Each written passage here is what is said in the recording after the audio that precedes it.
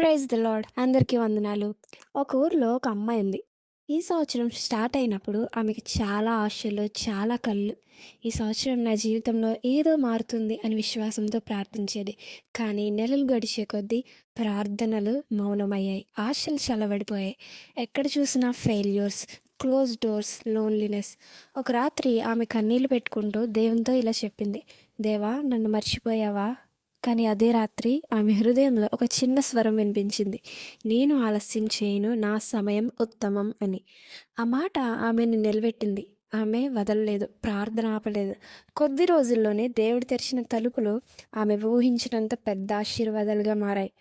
మనం కూడా కొత్త నెల మొదలైంది, నవంబర్. మనం కూడా ఆ అమ్మాయిలా భావిస్తున్నామేమో, ఇంకా 2 నెలలు మాత్రమే మిగిలిన్నాయి, ఏమీ మారలేదు. కానీ విను, దేవుడు నీ జీవితంలో ఇంకా పనిచేస్తున్నాడు. He's preparing the best for the last. నీ కన్నీళ్లను ఆయన లెక్క పెడుతున్నాడు. నీ నిశ్శబ్దాన్ని ఆయన వింటున్నాడు. ఈ నవంబర్లో దేవుడు నీ జీవితానికి కొత్త దిశ ఇవ్వబోతున్నాడు. ఆశ మళ్ళీ పుడుతుంది, ప్రార్థన మళ్ళీ బలపడుతుంది. ఈ నెలను భయంతో కాదు, విశ్వాసంతో మొదలుపెట్టు.